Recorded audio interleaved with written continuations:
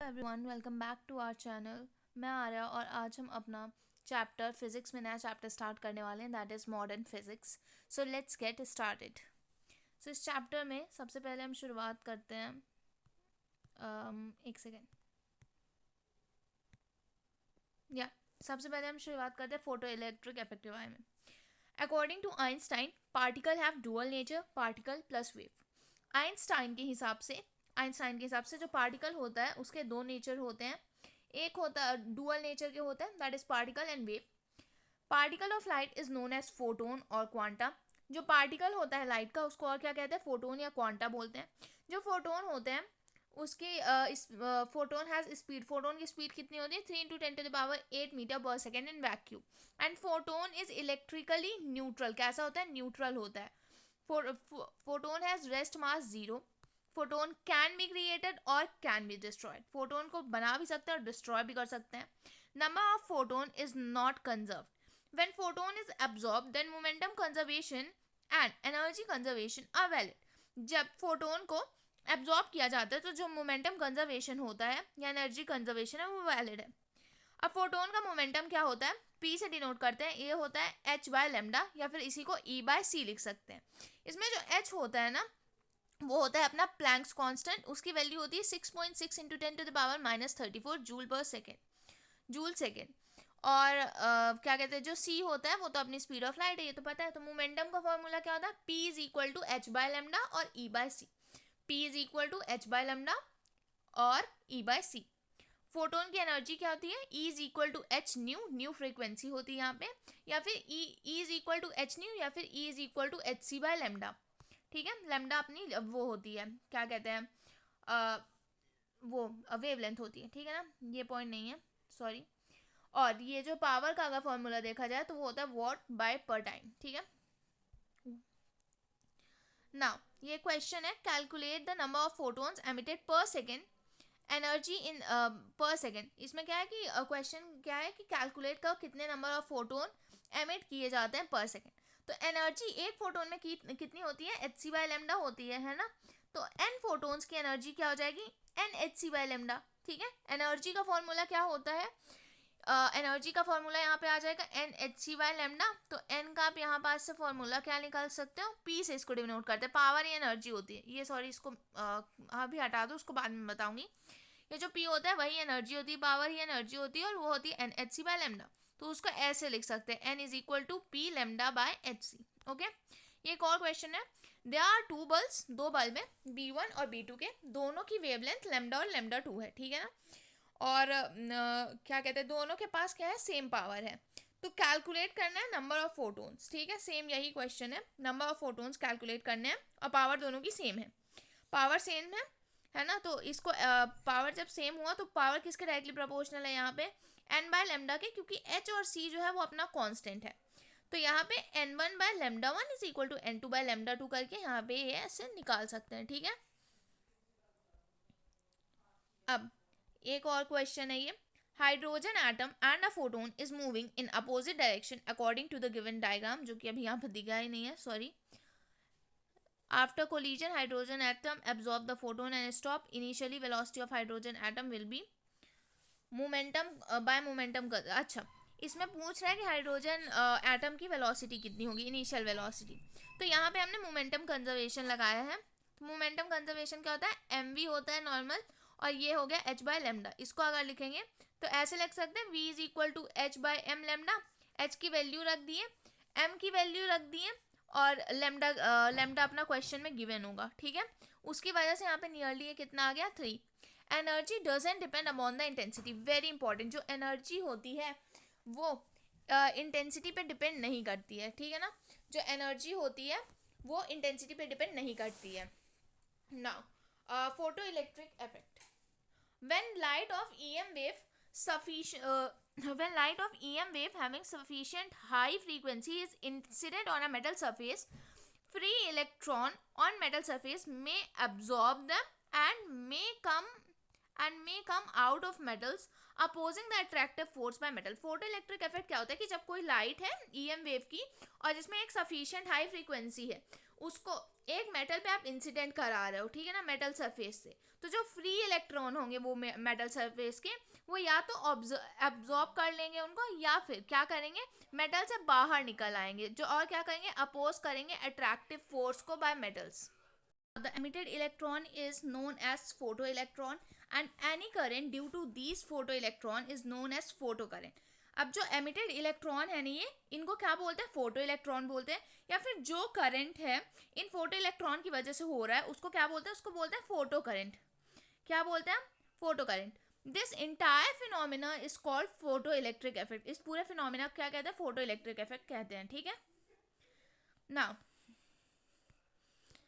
हाँ, तो अब अगला है अपना वर्क फंक्शन क्या होता है, जिसको W से डिनोट करते हैं या फाई से. ओह, ये कलर तो ज़्यादा ही डार्क हो गया, हम इसी पे ठीक है, ठीक है. वर्क फंक्शन क्या होता है, the minimum energy required by free electron to come out of metal surface against the attraction of metal is known as work function.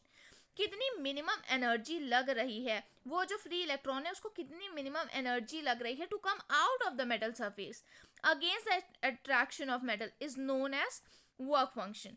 ठीक है, it is minimum for caesium, very important.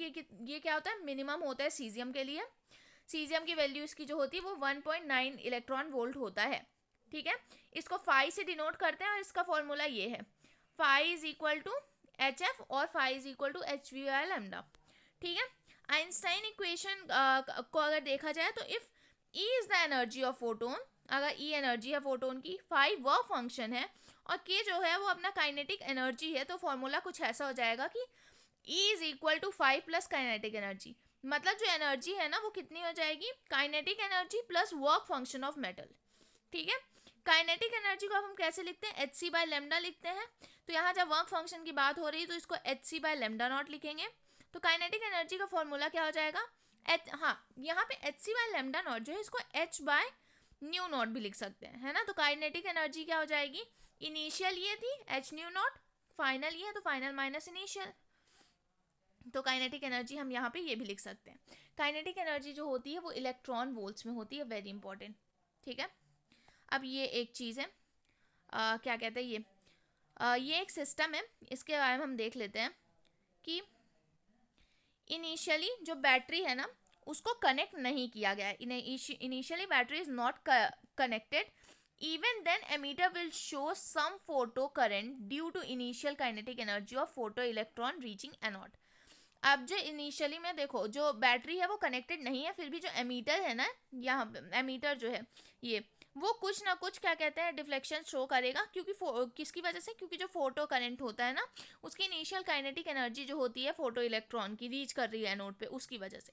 But majority of them have low kinetic energy which are collected outside the cathode, creating a cloud of a negative charge called space charge.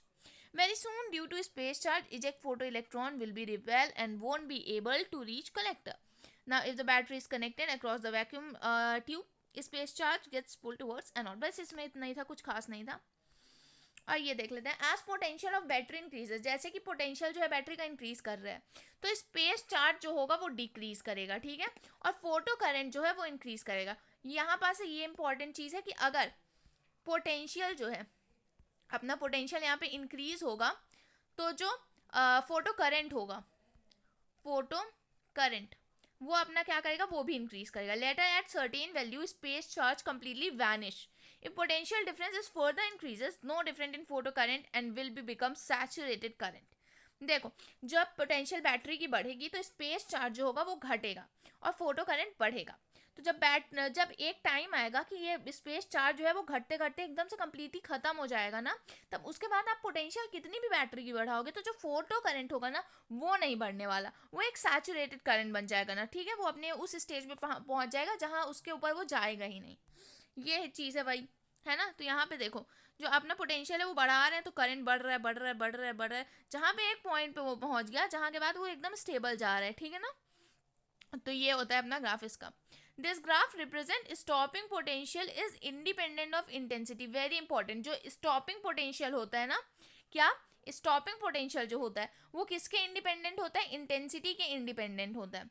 सो क्या है कि stopping potential is independent of intensity और frequency यहाँ पे क्या है, same है, ठीक है ना, फ्रीक्वेंसी सेम होगी।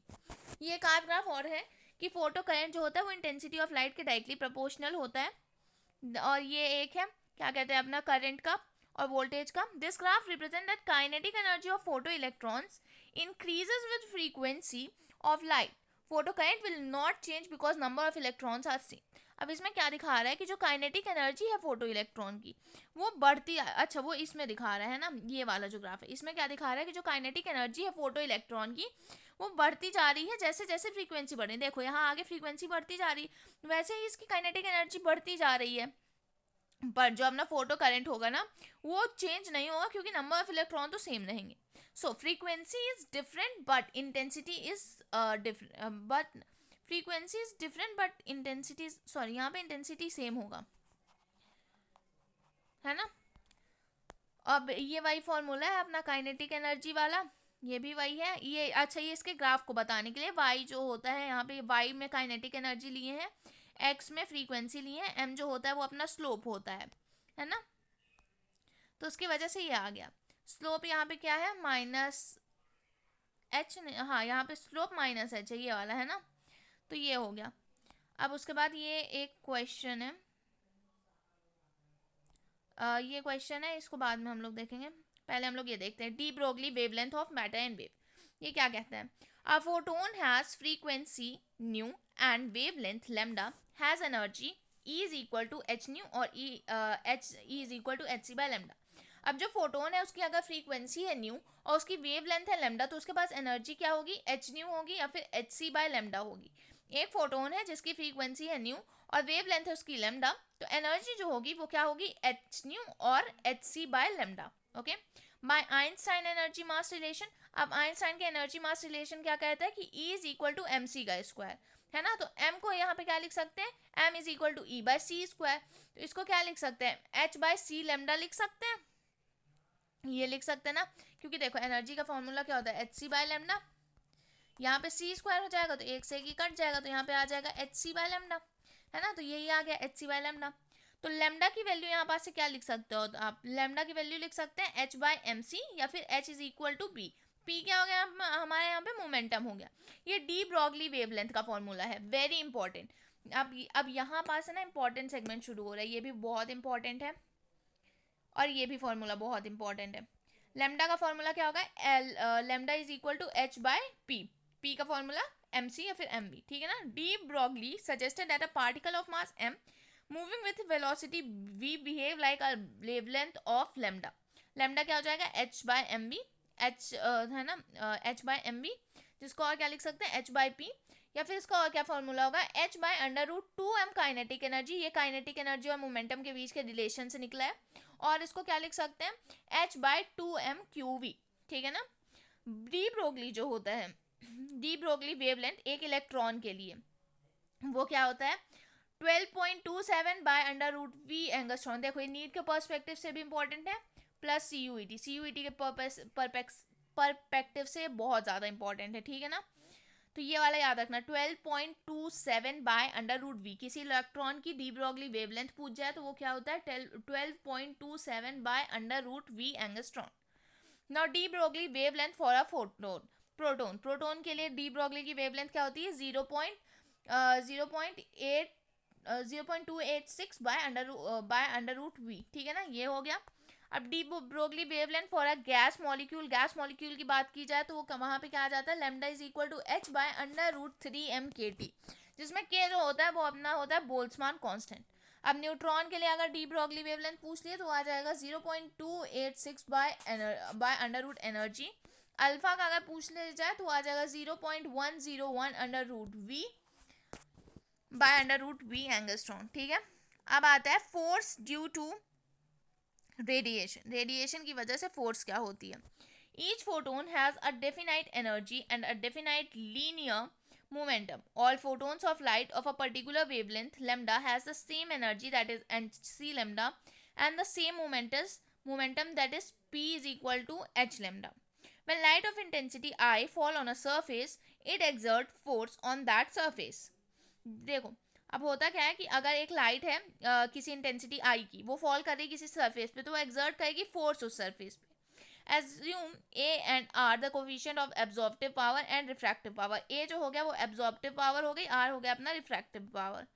तो केस 1 में क्या होगा, A is equal to 1, R is equal to 0. तो इनिशियल मोमेंटम क्या हो जाएगा फोटोन का, एच बाय लेमडा. फाइनल क्या हो जाएगा, 0 हो जाएगा. तो डेल्टा पी क्या हो जाएगा, एच लेमडा हो जाएगा, है ना. नाउ एनर्जी इंसिडेंट अगर पूछ लिया पर यूनिट टाइम में तो वो हो जाएगा आई ए. ना नंबर ऑफ फोटोन्स इंसिडेंट क्या हो जाएगा, P by E, that is I A by H new.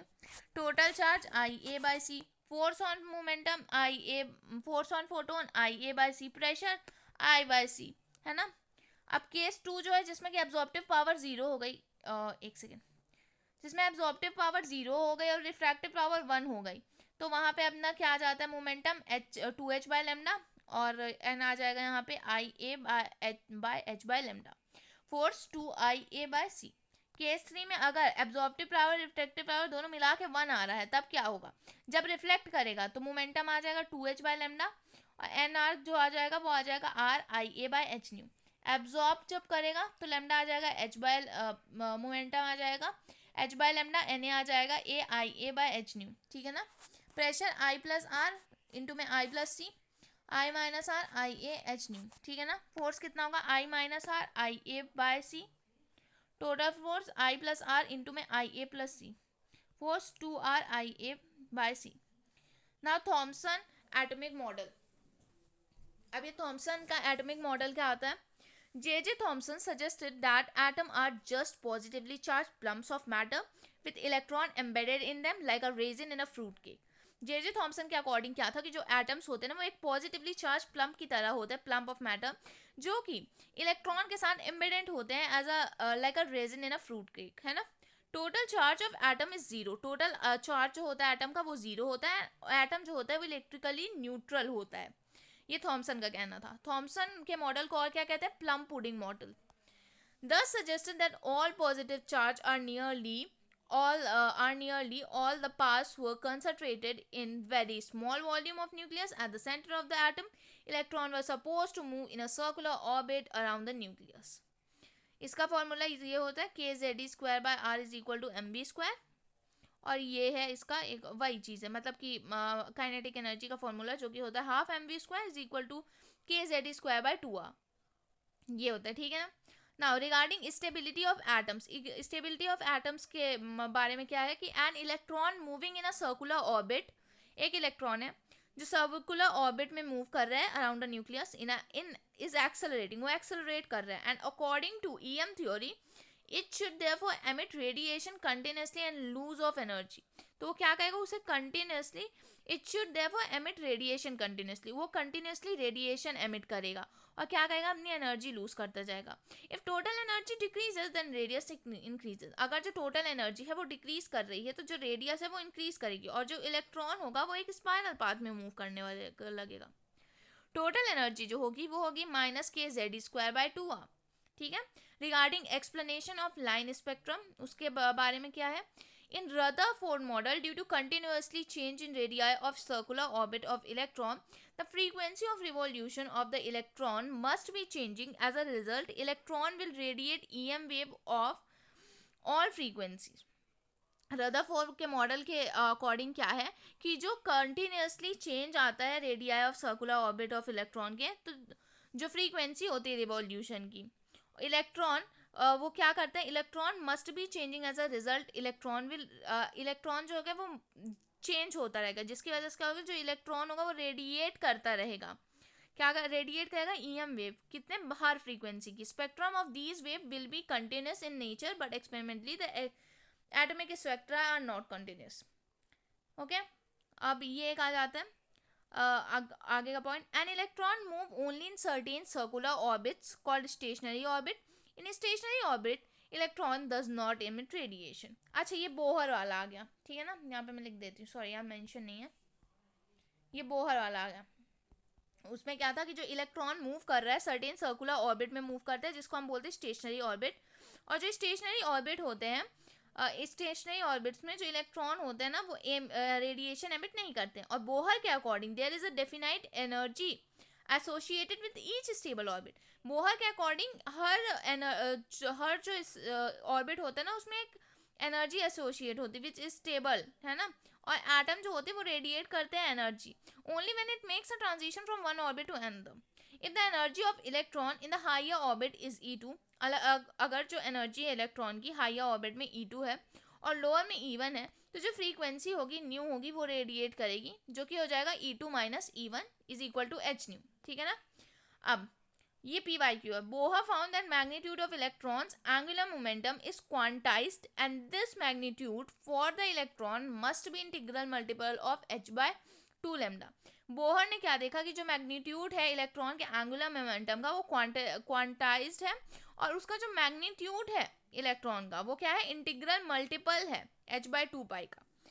Formula क्या हो जाएगा, MBR is equal to NH/2 pi, ठीक है। Now radius of nth orbit, अगर nth ऑर्बिट की रेडियस का बात किया जाए तो ये तो चलो डेरिवेशन है पूरा उसका, बाकी मेन फॉर्मूला ये है कि 0.529 इंटू में n स्क्वायर बाय z, ये एंगस्ट्रॉन्ग है, ठीक है ना। रेडियस का फॉर्मूला क्या होता है, 0.529 इंटू में n स्क्वायर बाय z, ठीक है। वेलोसिटी का क्या होता है, 2.19 into 10 to the power 6 z by n, 2.19 into 10 to the power 6 z by n। Energy क्या हो जाती है, वो हो जाती है -13.6 z square by n square, -13.6 z square by n square हो गया, ये हुआ अपना। अब कुछ डेफिनेशन देख लेते हैं सिंगल इलेक्ट्रॉन सिस्टम की, ठीक है। नाउ ग्राउंड स्टेट में लोएस्ट एनर्जी स्टेट जो होती है किसी भी एटम या आयन की, जो कि n इज इक्वल टू 1 होती है, तो एनर्जी वहाँ पे क्या होती है, -13.6 जेड स्क्वायर, ठीक है। हाइड्रोजन अगर एटम लेंगे तो Z की वैल्यू 1 आ जाएगी, तो वहाँ पे आ जाएगा -13.6 इलेक्ट्रॉन वोल्ट। हीलियम लेंगे तो Z की वैल्यू 2 आ जाएगी, स्क्वायर करेंगे तो 4 आ जाएगी, तो वहाँ पे आ जाएगा -13.6 इंटू 4 इलेक्ट्रॉन वोल्ट। लिथियम जो होगी उसका 3 होता है, तो स्क्वायर करके 9 आ गया, ऐसे निकाल लेंगे, ठीक है। Now excited state, excited state क्या होता है, state of atom other than the ground state for first excited state, है ना। पहला एक्साइटेड स्टेट क्या होता है, इसमें 2 हो गया, सेकेंड एक्साइटेड स्टेट 3 हो गया, ठीक है ना। Now, ionization energy. Minimum energy required to move an electron from ground state to n is equal to infinity is called ionization energy. कितनी कम से कम एनर्जी लगती है एक इलेक्ट्रॉन को उसके ग्राउंड स्टेट से इन्फिनिटी स्टेट तक ले जाने में, उसको कहते हैं आयनाइजेशन एनर्जी, ठीक है। तो उसके बाद आ जाता है अपना आयनाइजेशन पोटेंशियल। क्या होता है, potential difference through which electron free जो है must be accelerated from rest such that its kinetic energy become equal to ionisation energy of atom, ठीक है। आयनाइजेशन पोटेंशियल जो होता है वो होता है 13.6 वोल्ट, है ना, और हीलियम में क्या हो जाएगा, 4 आ जाएगा वहाँ पे, है ना, ये हो गया। अब उसके बाद एक्साइटेशन एनर्जी जो होती है, energy required to move an electron from ground state of atom to any other excited state of atom, ठीक है ना। अभी इस लेक्चर में हम यहीं तक करेंगे। Till then if you guys have any doubt please let me know in comment section. आगे वाला पोर्शन हम नेक्स्ट लेक्चर में कवर करेंगे। Thank you for watching, bye bye.